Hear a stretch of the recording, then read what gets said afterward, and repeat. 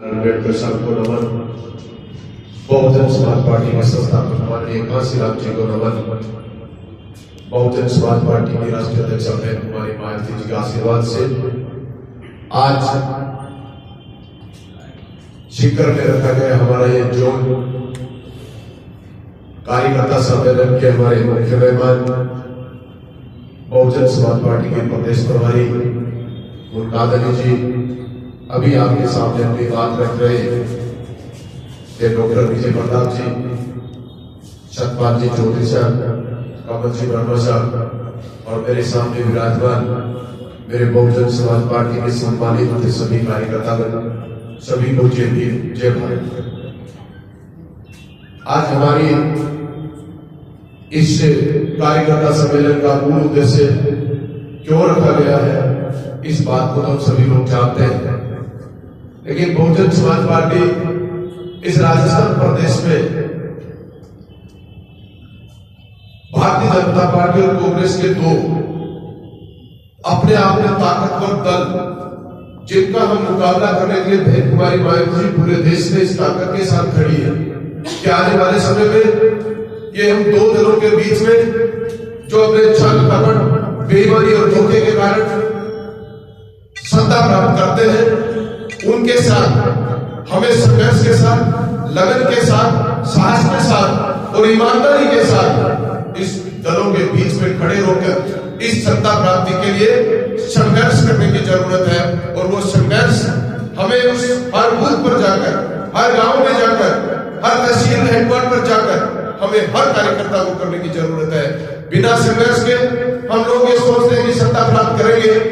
मैं मानता हूं कि सत्ता प्राप्त करने के लिए हमें आज उन लोगों के सामने लड़ाई लड़नी है जो लोग अपने आप में पिछले 70 वर्ष इस देश को घोषणा करके इस देश में बेईमानी और भ्रष्टाचार करके ताकतवर बन चुके हैं।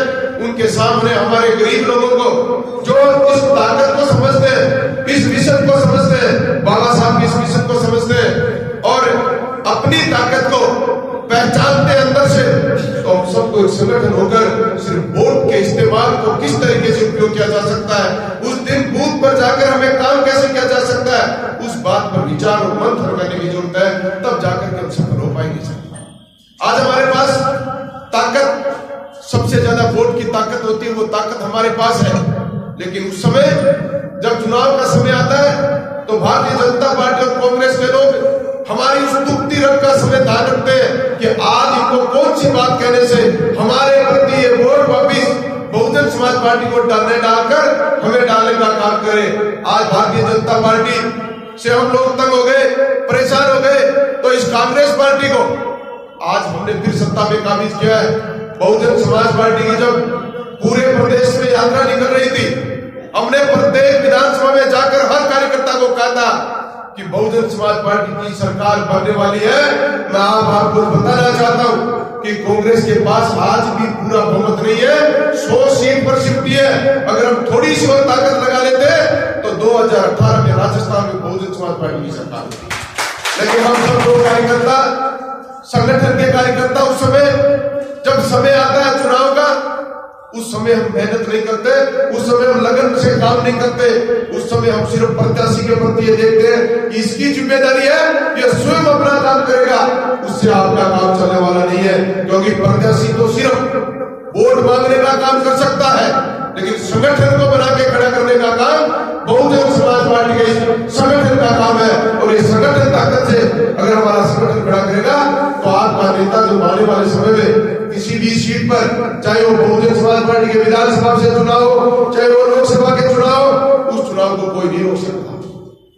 बहुजन समाज पार्टी ने इस हिंदुस्तान में भारतीय जनता पार्टी और कांग्रेस की उन बंदरगांठ को रोकने के लिए पूरी ताकत लगा रखी है, लेकिन उस ताकत में ये युद्ध के लोग हैं, ये लोग धर्म द्वेषता पैदा करने का काम करते हैं, ये भाईचारा खत्म करने का काम करते हैं, आपस में वे लड़ाने का काम करते हैं। और वोट का समय आता है तो वो सारी चीजें का उपयोग करके ये हमारे वोट को लेके चले जाते हैं। मैं कहना चाहता हूं कि बहुजन समाज पार्टी सभी धर्मों को साथ लेकर, सभी समाजों को साथ लेकर एक मंच पर सर्व समाज को साथ लेकर सर्वजन के हित में, सर्वजन के सुख में बहुजन समाज पार्टी काम कर रही है।